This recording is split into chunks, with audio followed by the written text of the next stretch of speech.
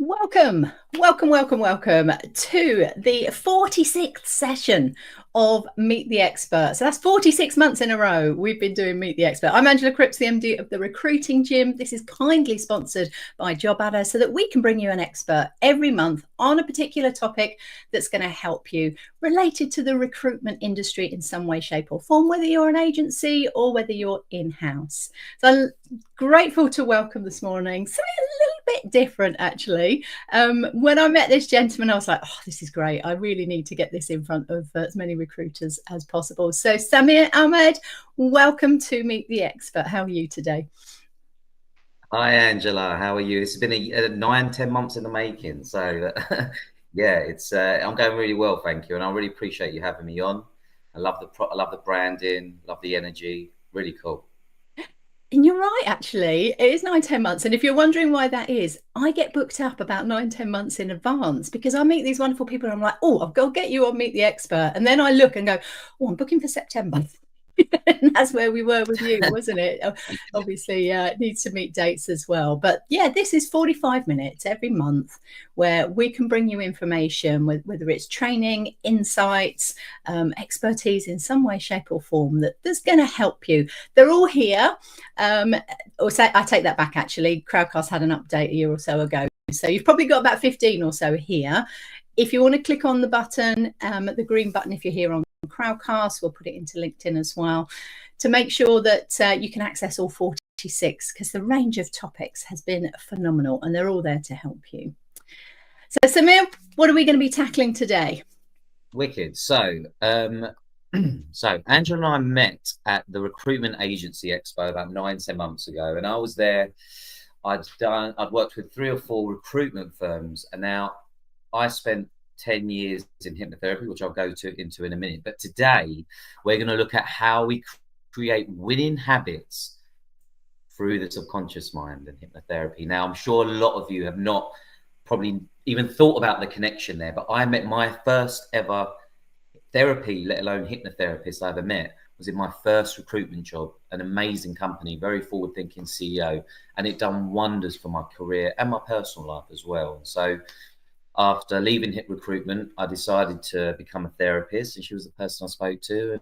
And after qualifying, I'm now helping recruiters with performance, how they really engage in, how they're able to achieve targets, all through calming down. And I'll show you how. So thanks for being here today, guys. So I love that, and I must I, admit, I just need to say first of all, if you're sitting there and you're thinking hypnotherapy, subconscious mind, not sure about all of that, I was you probably about 20 odd years ago, and as a trainer, I was in a team of 20 odd trainers at Blue Arrow. We had a gentleman join us, Russ Barnbrook, if you're out there. Hello, Russ, who was a hypnotherapist, amazing trainer, but a hypnotherapist. And so therefore I was like, yeah, right. One day I walked into the office and I could not lift my head. I'd seized something in my back. I couldn't move. I was in agony. And he said, well, let me try and help you. And I'm like, well, what are you going to do? He said, well, I won't touch you. I'll just hypnotize you. I'm like, yeah, right. Come on. And he said, no, wow. no, we need 20 minutes, half an hour. And he said, and it's not that I'm going to put you under, you won't know where you are, make you bark like a dog or whatever. He said, no, Thank you for clarifying that. yeah. He said, Thank you'll know what's going on, you'll be aware. And I'm thinking, this isn't what I thought hypnotherapy was. I thought, oh, whatever. I am in such you. agony. I will give that a go. 20 minutes later, he went, okay, now raise your head. And I literally raised my head and it was all gone, literally through the power of the hypnotherapy that he did. So I am a total believer now in that. And of Wow. course, our mind, we really don't use a lot of our mind. We don't even know what a lot of our mind does, do we? So I love this topic. Absolutely. I'm gonna shut up now. I'm gonna go off. I'm gonna let you do No, your no, it's bit, cool. I love it. and I love it. I'll I come love it. back. I'll come back for the Q&A at the end. If you've got any questions for Samir, put them into the chat, put them into the comments if you're on one of the other platforms, and we'd love to hear from you. Right, looking forward to this. Okay, away you go. Wicked. And don't be afraid to interrupt with any questions. So, guys, do put them in there. Wicked. Right. So, how I help CEOs, leaders, and consultants in the recruitment world free the blockers of their own success. So, the first thing that I usually get asked in this world is, who are you and why should I listen to you? I think that a lot of people are starting their presentations these days, but it's an absolutely valid point. Where what are the credentials I have? What have I done to put myself in this position? Where I feel I am lucky enough to teach recruiters not only what I went through, but how to really engage with their success and actually welcome it. So, my background, as I said before, I spent 10 years in recruitment. Um, as you know, Angela, and 20 years before in Blue Arrow, the industry has totally changed. Outreach is different. The sales cadence is different. The approach is totally different. However, there are some core things that are absolutely the same. And I ran my own recruitment business for the last 2 years. I was in recruitment. And after I decided to move into therapy, which is a story in itself, um, which I'll go into at another time, I've now worked with my seventh recruitment firm where I improve corporate performance through hypnotherapy. So that's not necessarily even just the consultants. That's people in admin, people in operations, marketing, L&D, and talent as well. And what I really found that was interesting when I started in hypnotherapy, I did like a mini business plan, and I loved sports and I loved business. And I thought to myself, there's got to be a link in some way. So I started studying how hypnotherapy is beneficial to athletes. Now, famous athletes like Tiger Woods, Mike Tyson, Michael Jordan have all implemented hypnotherapy in their training regimen to become the great athletes that they are. And I actually thought to myself, well, business is performance, athletes performance. I've now worked with MMA fighters, golfers, with CEOs, with recruitment leaders, and there's so much synergy. Not maybe in terms of what results they're looking for, but definitely in terms of the mindset that they're trying to head for. Sometimes with CEOs, recruiters, sometimes with athletes, they're not really too concerned with the personal life. And when they hear therapist, they're like, oh, I don't want to go into my personal life. This is about performance. In this realm anyway, in my B2B side of my business. It's about performance. And sometimes performance does need us to buckle up, just crack on and really engage with the grit and the resilience that we have within us. I help people bring that out safely and comfortably. So from inception and from when I qualified, I've now accrued 600 plus hours of corporate hypnotherapy experience. That's ranging from individuals that already work for a company, people with their own, that have started up on their own one-man bands, which actually 85% of the industry is kind of under 10 people. So it's a real area that I'm focusing on. But also I've worked in companies with 50 plus employees, and I've noticed the difference in terms of requirements, in terms of needs. Solopreneurs are very much in the grind. It's the lonely, very, very lonely position. You can sometimes only hear the echo of your own voice. And I don't care what business you're in, recruitment, tech, doesn't matter. When you are the one that is responsible to eat what they kill, as I was told by an old director many years ago, there is a lot of pressure. And it doesn't matter how well you're doing, it's really important that you have an opportunity to step away and engage with the natural part of our body and our mind as well. So I was lucky enough to land a contract which had me accruing a lot of hours very quickly.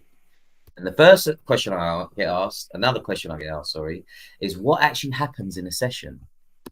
It's almost shrouded in some sort of mystery, or everyone's really, really intrigued. So I thought I'd break this down for you guys to start with. So it's very much like any counseling or life coaching session. We have a pre-chat. We speak for however long is required. I'll say 45 to 60 minutes. It could be 90 minutes or 2 hours. Sometimes we don't even induce hypnosis. Every single person is totally unique based on their experiences, which is why I really love what I do, because I'm meeting someone as they are, which is really cool, and no client is the same. What story has this person told themselves for years? This is from my position. What am I looking for? What am I thinking about when I'm in a session? I'm thinking, do they believe their dreams are possible? They're saying that what they want, but is that actually what they want? Really getting into and because I've been lucky enough to think from a recruitment perspective, I'm able to break things down from a sales perspective. So we're thinking, right, that's the target. How many calls do we have to make? Having those conversations is really important, because organizations differ. They might not go that granular. I was lucky, very, very lucky to work with £1 million billers when I was recruiting, and I was trained very well. So I can also offer recruitment tips, not touching on your toes, Angela, at all. And a lot of this presentation is about how I can work alongside people like yourself to really bring that out. So, are your dreams possible? Let's get it. Once I've established where that person's at, I've looked at the core of their belief systems, very much like a personal trainer. If you go to a personal trainer and your goal is to lift, I don't know, 200 kilograms squat, I don't even know the numbers. They're not going to throw you in the deep end. They're going to look at working on your core. I do exactly the same from a hypnotherapist perspective. I look at what your core beliefs are. What is the story that you told yourself? And once I've understood that and I've thought of a way of reframing this, then it's time for hypnosis. So I just ask people to get the back of their head supported, and they're able to engage in a deep reset through relaxation, almost like a mini vacation, mini holiday. What happens is the conscious mind, that part of your mind that is very good for tasks and trying to sort your day out and trying to really push when you're in your 9 to 5 and really work things out. That's brilliant, but it's not great after work hours. So what I do during work hours or after work hours is I help you calm that thing that keeps moving. I've got to do this, I've got to do that, I've got to do that. Calm it down, bring it back to the present moment. Then once the person, I can tell, is in a beautiful place between dream and reality, as we say, the fresh suggestions that I've already probably said, or already probably made, are then able to be embedded into the subconscious. And what that means is, compared to other therapies where you have a conversation with someone consciously, you and I know, especially you, Angela, when you're teaching people and you feel it goes in one ear and out the other, has that actually set in? With this, with the subconscious, things have to be kept very simple. I have to understand how that person works. And once they are embedded, things are easy. It's almost like a no-brainer. I'm sure we've all experienced it, just like your neck, Angela. You just thought, oh, what am I doing? I can relax now. You know what? I'm so relaxed listening to your voice. I could listen to your voice all day. I can see why you've ended up in this. And is that where no-brainer comes from? Because it's like a subconscious. That makes sense. You didn't need to use your brain. Absolutely. All fear is fear that is noticed. That's all it is. So when I work with people with phobias, it's really interesting because I work with people that are the most interesting ones that I have are people that are scared of driving on motorways. Really, really interesting, because once they do it, and they're when they're scared of dogs can come left, right, and centre. But when they're the ones in control, and then they're able to drive on a motorway, they just get so excited and like, oh my god, it's gone, and I'm like, I can give it back to you if you want. And then there's the idea that actually you've been looking for the fear. It's the build up. When I work with MMA fighters, a lot of them are actually already equipped for the fight. It's not the fight that they're scared of. It's the walk into the ring. And usually that's going to be interesting this weekend. We got Dubois, Joshua, and Joshua. You going? Oh, wicked! we've got. I mean, Joshua's done that type of ring walk time and time again. Dubois, not so much. Wembley, 90,000 plus. It's going to be in the mind, isn't it? As to 100%. That, and it could be won or lost on the ring walk. It's going to be fascinating to watch. Can't wait to see. I think so too. I think AJ looks very slick, but Dubois is this is heavyweight boxing. You don't know, and I'm sure that's a whole episode we can talk about as well. But exactly what you just said, AJ's walked out in those rings before. You could be the best boxer in the world, and there have been more talented boxers than anyone. However, just like in recruitment, when the lights are on, what happens? And you're presented in front of a client, you might win or lose that business off of that, and you might be the best recruiter in the world. How do you calm down? How do you engage? How do you let the client know that even though I'm not saying anything too crazy, they're engaged in me? And this is really cool. This is the fun stuff that I really, really help recruiters with. So leads on lovely to what do I help with? What do I help people with? So, as I said before, I've worked with the top 5% of recruiters in our industry You are no different to them. Almost everyone in recruitment, in the recruitment industry, operates from fear. What fear? Fear of not being adequate. A lot of the CEOs that we see are doing exponentially well, incredible. You think, wow, I'd really want to be that person. They suffer from a crippling feeling of inadequacy. And I see this over and over again. Reward. Well, reward, we know what that is. We've got our commission structures. We've got our ability, if we're business owners, we've got the ability to have that freedom to actually make decisions that we want. But how long does this last? And if this works for you, that's awesome. And more fire to you, more power to you. However, is it sustainable? Is it something that you can see building a long-term business with? And is it something where your mental health and health is thought about? Because it's estimated that at least 74% of recruiters have suffered from some form of mental health issue in the last year, which is may not sound to us as recruiters as much, but if we put that to recruitment, to industry standards, when I started in this, Angela, I tried to look for mental health stats in our industry, and there was only one by the REC, and it said that 60 to 70% of recruiters in a stress rating of out of 5 experience 3 out of 5 in terms of a stress level every single day. Oh, no wonder we burn out. Yes. So the burnout time for recruiters, even if you're a lawyer, even if you're an accountant, even if you're whatever it might be, the difference with what we do as recruiters, I always say, it's like owning your own business, but working for someone. You are 360. That means your marketing, your sales, your operations, how you're setting up your desk, what your funnel looks like. That's all down to you. And it's a wonderful, wonderful gig, because when you do decide to open your own business, you're already prepared compared to an accountant or a lawyer or whatnot. However, the burnout time is a lot quicker in our industry. Lawyers, they burn out but it's in a bit of a different way. There's more of a drudgery. It's more, and it lasts. They can get through that a lot longer. Ours is intense. It's highs and lows, champagnes and razor blades, as they used to say. And this intensity, the up and down, as opposed to that, is causing a lot of issues. And some of the issues I'm going to go through in a moment. So I've broken it down a little bit because I didn't just want to put, oh, this is what you've got when it comes to symptoms and whatnot. I actually wanted to go a little bit granular, and you can probably go even more granular than this, but let's look at some of the recruitment stress that we experience on a day-to-day.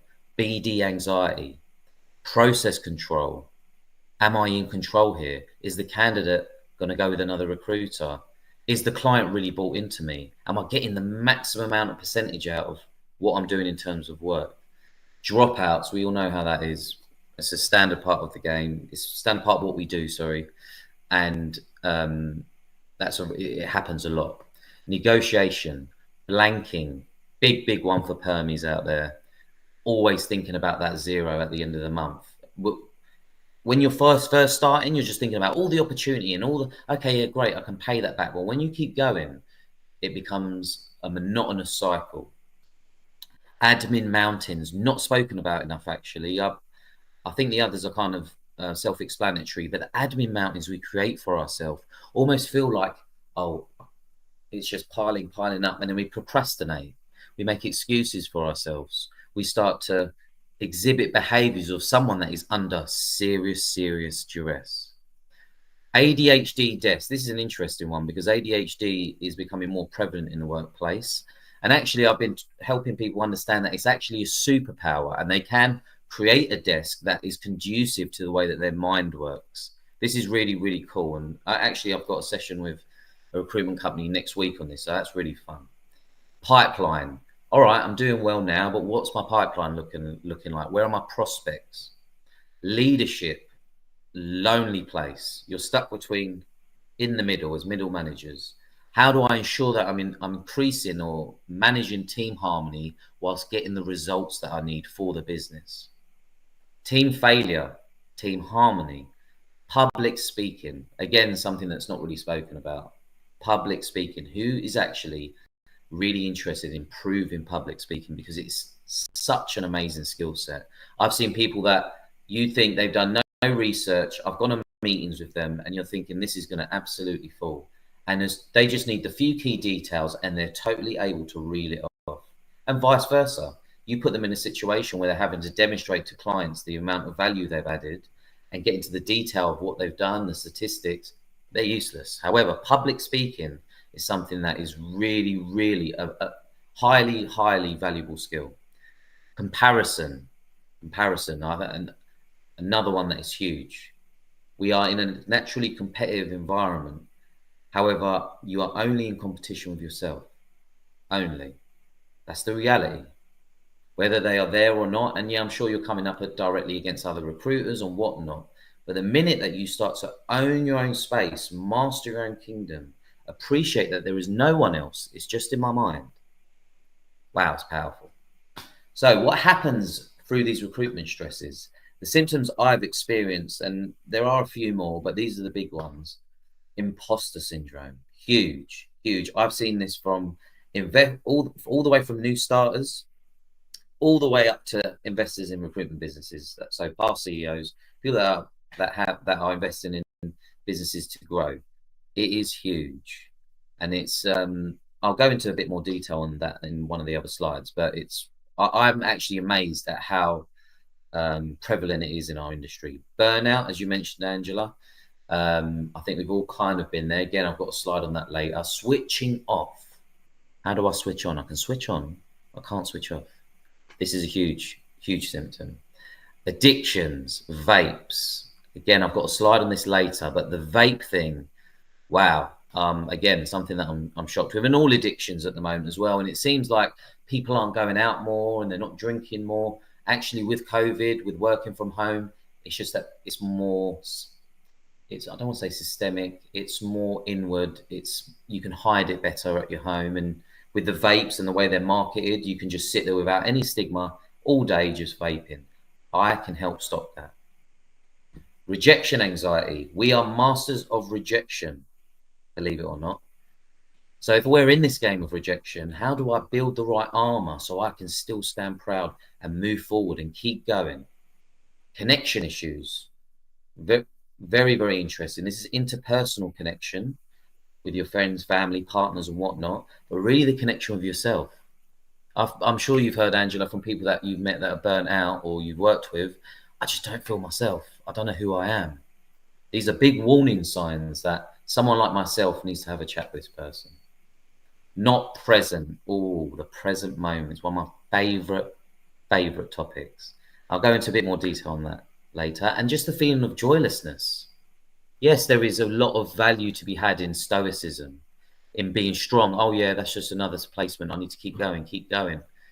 However, enjoy it. I've been on site with businesses where after a month of being there, I've given a report, and unbelievably, Angela, even with the winning, the rush that we get from placing a candidate or working with the client, there's some clients that don't celebrate their wins, and it's mad. It's crazy. And just general. Sorry to jump in there, but I watched the Amy Winehouse film this week, and although it's not recruitment, I'm listening to all these symptoms and these people that are at high levels of success. And I remember on the documentary, she shared that night that she won the 5 Grammys, I think she did, where she couldn't go because she'd had addiction issues, and so she was on stage in London. But she said she just had no joy from it. She was totally disconnected from what she was doing. She had imposter syndrome. She couldn't believe that, anyone would want to vote for her. She was burnt out. She was switching off. She definitely had addictions, rejection from all of these were linked in there. So it doesn't matter who it is. Even Meryl Streep has said, with her sort of 17 Oscar nominations, it doesn't matter who you are. It affects everyone. So I think if we all accept that and appreciate it, it doesn't matter what level as well. My old MD at I remember speaking to her when she was just about to go on stage, and she was scared stiff, and we all thought she was amazing and an amazing speaker, but actually no, all of this was going on in her head at the same time. We just don't know, do we? So we need to be aware of this. Thank you for bringing it to us. No, that's cool. And that it kind of links to the comparison thing that I mentioned at the end, where on a day-to-day basis, it is the thief of joy. It really is. And The reason is because you don't know the experiences that person, that top biller that you're looking at, that CEO that you're looking at, person that you're trying to chase, you don't know the experiences that they've been through. And this might be past business. This might be in their personal life. And so what is really important is focusing it back on yourself. What tools do I have to really get where I want to go? And so, no, that's a really, really, really good point. So what can I do to turn this around? Little cartoon there. You might be amazed how many therapy cartoons there are out there. And it does feel like that. Sometimes it's just my trainers, my managers and everyone, they're just saying to me, hang in there. How much more time do I have? I don't know if I've got more time. More time. Calm down. Your mind is like a supercomputer. In fact, a supercomputer is more like your mind. We really undervalue it. Our mind can process things at 0.00042 seconds. That is quicker than any robot that has ever been made. It is one of the most incredible pieces of machinery, the whole human body and the whole of the universe, if you really want to get into it. But whole human body is so powerful. It is responsible for you breathing, digesting, and blinking right now. The only question is, who's actually controlling them? Funny enough, you are actually in a state of hypnosis multiple times throughout the day. And so you're going to say, well, how, Sammy? What do you mean? Have you ever read a book and time goes? Have you ever been driving thinking about something totally different and then you end up somewhere, you're like, oh, I'm here. When time disappears, when you're in the flow, so I get this from football, nothing else matters. I'm just chasing a ball. I'm not saying to myself, left foot, right foot, then I do this. No, my conscious mind is switched off. I'm totally in flow state. So the hypnotherapist and flow state is very helpful for people in business, athletes, to achieve a higher level where they're not consciously thinking about it. The stuff they've been training on, the role plays you've been doing with Angela, all the training you've done, it becomes automated. So when you get into that flow state, you haven't got to think about it, which is why training is absolutely necessary. So what is this subconscious mind I keep talking about? What is this conscious mind? What is it? So it's the part of your mind, from a definition on online, from the Cambridge Dictionary, I believe, the part of your mind that notices and remembers information when you are not actively trying to do so. So as you're sitting in here right now, whether you notice it or not, you're taking in thousands, maybe millions of bits of information every second. And how do you know this? Well, if you look in your periphery, try and tell me how many colors are there. We don't know. There's loads of them, different shades, all its little different bits of information. How do people have intuition? Oh, I can feel something. Our bodies are receptors. They are feeding off of the universe around us. And it's really important that we regulate this, we reflect on this, and we address some of the issues, the things that we've taken in and we're not conscious of. It influences your behavior, even though you do not realize it. So what does that mean? Well, I noticed with myself when it came to my recruitment career that I had a blocker there. I was absolutely, and people that worked with me can say, they say a lot about me, but there's one thing that they couldn't, that I'm not resilient. I was there, Angela. I was there 8 to 8 every single day, going on to events, sometimes 2 or 3 times a week, and I was there. However, I got put in a whole new area, no names, brand new area for the business, and it was going to take time. And I got to the point where I was like, I'm done. I've not put a bit of business on the board for a year. The business were amazing. They backed me. They really backed me.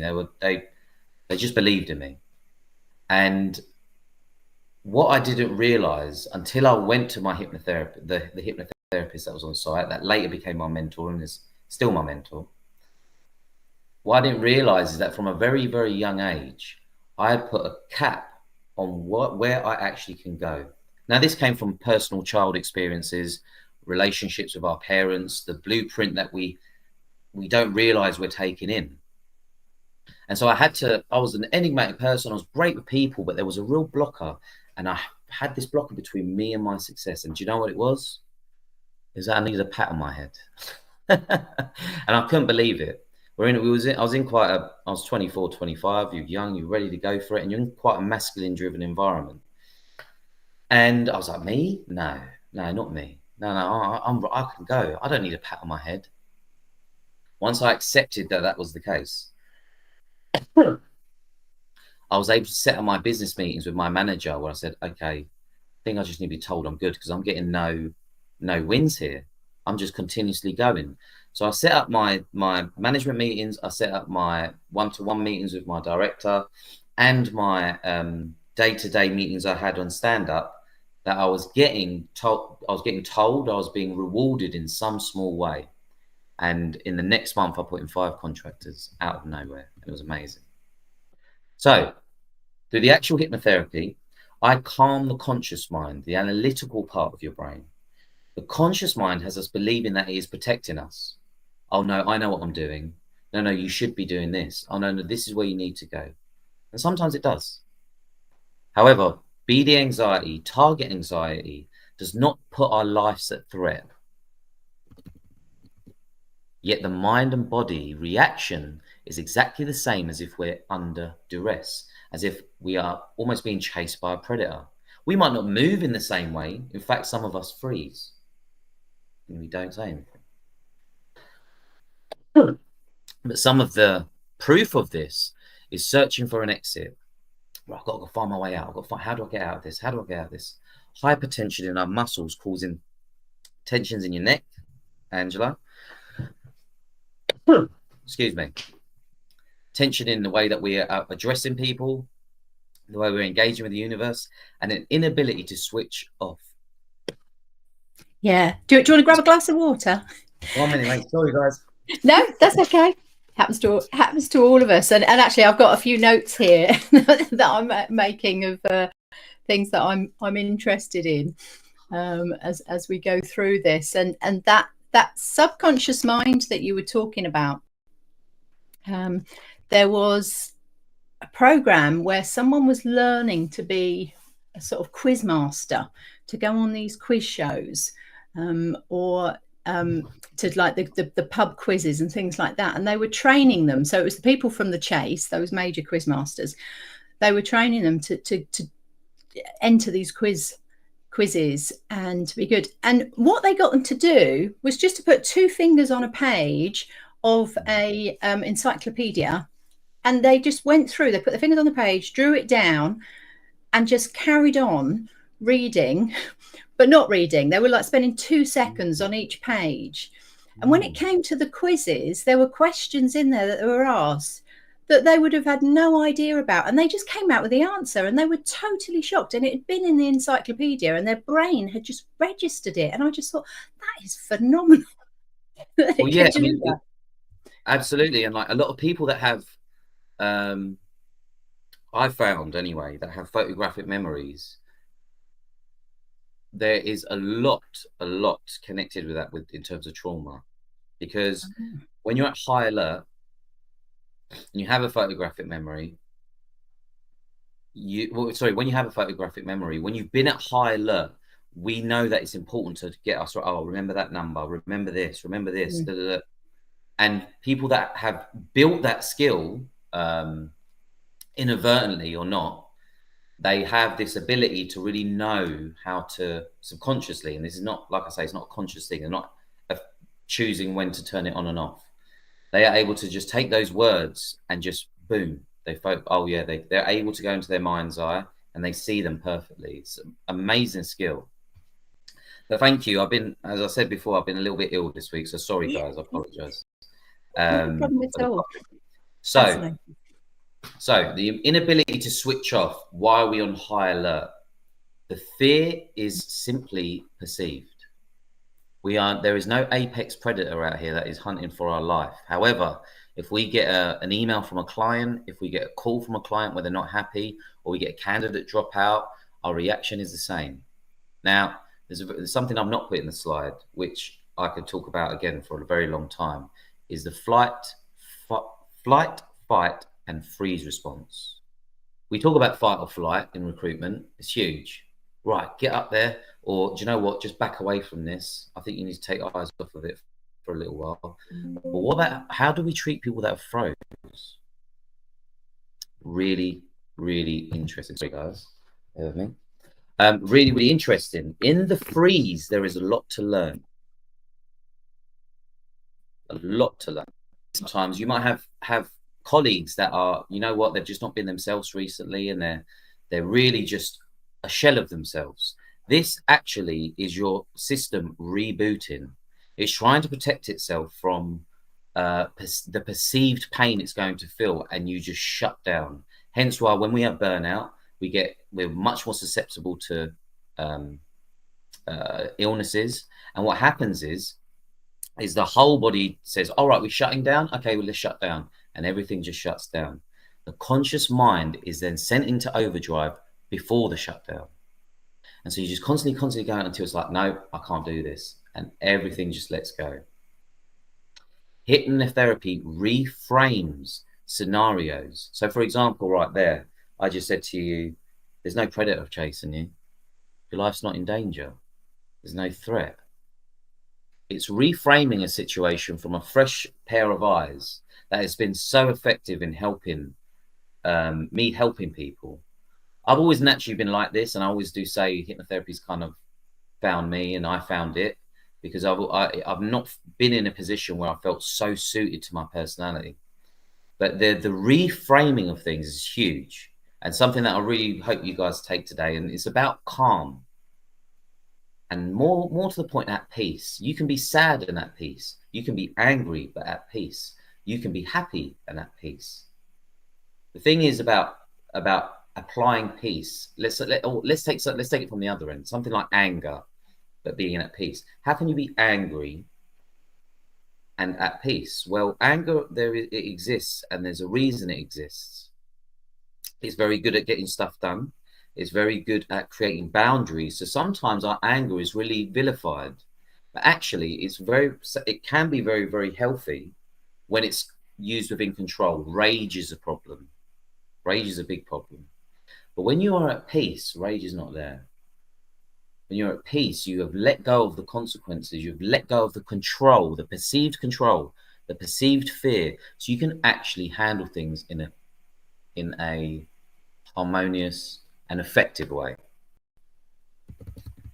So, if I'm talking to you today, the fastest and most effective way that I improve performance in recruiters through hypnotherapy is just to start with those four things. Now, I'm going to sound a bit like a PT here, but this is a great way to instill some stability, instill some ownership in your life.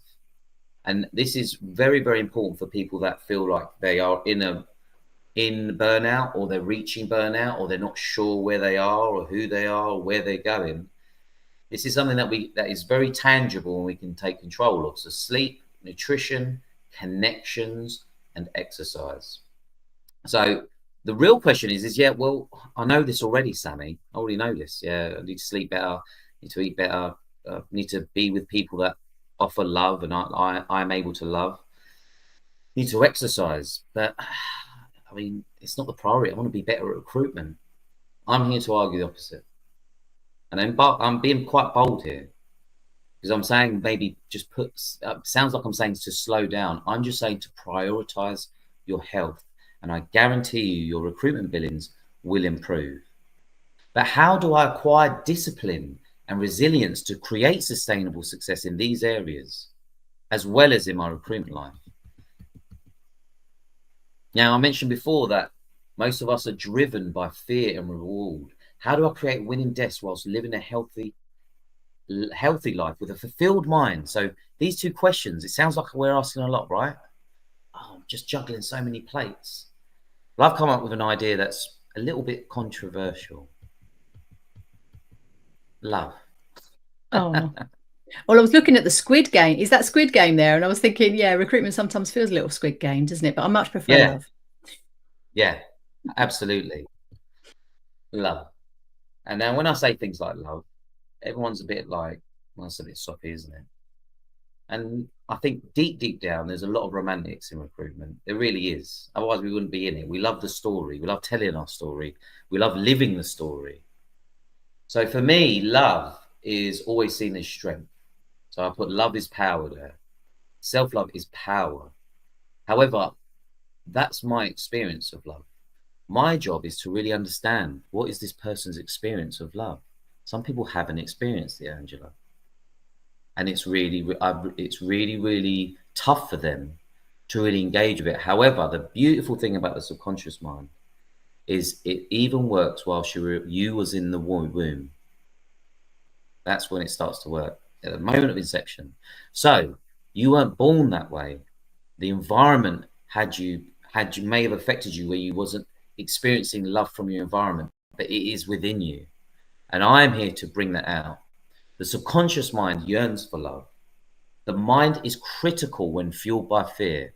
What does that mean? Well, you should be doing this. Okay, if you want to be successful, if you want to be this big biller that you want to be, if you want to really be somebody, you've got to do this, this, and this. You should be doing this. This is where you would go. If that guy was doing it, he would do that, or she would do this. The mind gets bored when fueled only by reward. How many times, Angela, have we had managers come to us and say, I've used every tactic and these guys just, there's no incentive. Like I can't get them motivated. And so love is the thing that works across these borders. And a really good way that I use in sessions, when I hear people say, when I hear recruiters say, yeah, but I should be here. I should have hit that. I should have smashed those targets. I'm going to smash those ones and I'm going to get there, but I really should have done that. And they're hung up off of the last thing that happened or didn't happen. I will say to them, oh, okay, so just imagine that your friend comes to you with the exact same problem. Now, imagine you advise them in the way that you're advising yourself. Do you think they'd still be your friend? And most of the time, you'd be surprised. No, I'm not going to say a number, but most of the time, the answer is, wow, I wouldn't be a good friend, would I? So why are we doing that to ourselves? Interesting. I'm going to go back to the 3 symptoms now. So I mentioned imposter syndrome. This is all about confidence. How do I get more confident? If I ask any recruiter what do they want to improve in, particularly from new starter up to kind of senior consultant, I want to be more confident. I want to be more confident. But that director or that business owner that you look up to, do they think about how confident they are? When they're doing things, I think, I'm so confident. Oh yeah, I'm confident. I don't think they do. So why are we thinking whilst we're doing something, I'm not confident. This isn't confident enough. And fair enough when it comes to making, I mean, I did a little bit of that when it comes to this presentation. You take things out and that doesn't sound right, whatnot. However, how is that person thinking consciously, I'm not confident? No, confidence is exude. It's natural at best. We've seen someone faking it till they make it, and it might work. It doesn't work for long. Once you fake it till you make it in recruitment, you've made it now, so you need to establish yourself and get smart. And if not, it's going to tail off. And we've seen that a lot, Angela, as well. Real bright stars, you're thinking, wow, everything's going for them, and they burn out. The real ones that really create sustained success in our industry are the ones that have got the story. The one I just told about myself.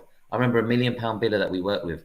He was so close to giving up, and he's billing reaching on £1.5 million per year through the stories that he got through. So what's a great way of, or something that I can give you that's a bit objective, so it's not going to work with everyone, but some good takeaways.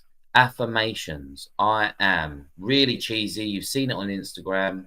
You've heard it a million times, but I am. I am. I did this as a recruiter, as cheesy and silly as it was. It's time to get cheesy. It's trying to feel like a kid again. It's really, really important with your progress.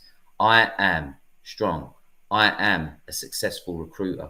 I am whatever it is. Reflections on the win. You must appreciate, celebrate, and reflect on your wins. Accepting the praise. Huge. How many times have we praised someone and they look cool because, oh, yeah, cheers, yeah. and then on to the next thing. Being able to hold someone's call and say, thank you for your praise, I appreciate it. It works both ways. Not just someone's giving it, are you able to accept it? Very important. Reframing the voice of doubt. That's where I come in. That voice is very, very interesting, and it's different for lots of people, but it sounds like you. So reframing that voice, really engaging with your inner power, is so necessary for you to really create a winning habit within this industry. And that's quite a lovely habit to have. So burnout, how to notice burnout. Normal tasks become emotional battles. Forgetfulness and real extreme forgetfulness. Angela, I remember people coming in with their t-shirts on backwards, their shirts, their collars hanging out, and cardigans on. It all happens, you know. It's amazing, isn't it, when you see someone like that and you think, wait, what happened? They're in a whirlwind, and they're in that whirlwind. And do you know what's funny? When things aren't as busy, they're not like that at all. They're really not like that as people. And it really, really shows with them that most recruiters are really interested in their style and how they look and how they come across. And you catch them in a quarter where it's either going really, really well, or things are very, very busy, and you start to see the traits of burnout start to happen. Extremely dry eyes and migraines. Now, all three of these you would probably experiencing at some point, but when they're all together, this is huge, very, very huge, and quite stark signs. So if you know anyone like this, or you're feeling this, happy to talk. Accepting rest, just like praise. Taking holiday, and Sammy's slow down method. So what's Sammy's slow down method? The thing is, we'll start with the accepting rest bit. How am I going to accept rest when all I'm doing is thinking about everything else? If I don't see rest as a priority, if I don't see praise as a priority, if I don't see my mental health or health as a priority, then it's not going to be one. So really, really allowing the time to slow down. Now, when I say to CEOs, I think you need to slow down. It's a question of their ability as performers. It's almost questioning their, no, that's what I do, I keep going. And I'm saying you don't need to slow down in terms of output from a macrocosm level. You're a high performer, that's what happens. However, I'm just suggesting to literally, as I'm doing right now with my voice, is to slow down. Your mind is racing too much. And as you slow down, as I've slowed down, I'm able to catch up with myself. I'm here. I'm present. And so the task that I end up doing from this perspective of slowing down, they're a lot more poignant. They're a lot more effective. I'm much more clear and switched on, and things aren't going to get past me. And you know, in recruitment, when we're looking at terms, looking at emails that we're writing, this is a highly valuable skill I give to CEOs and consultants. Slow down. And I actually learned this in a funny way. I learned this from a lawyer, a very, very good friend of mine, who was told this by his mother. And what this actually does, inadvertently, it captures your audience. So if you're in an office space and you want to create some gravitas, you're a director, you feel like your team doesn't support you as much, or they're not respecting you as much, you don't have to be the all answer. You don't have to be all answers. You can just slow down.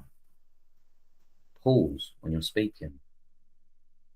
And you achieve a different energy. So that's Sammy's slow down method, which is cool.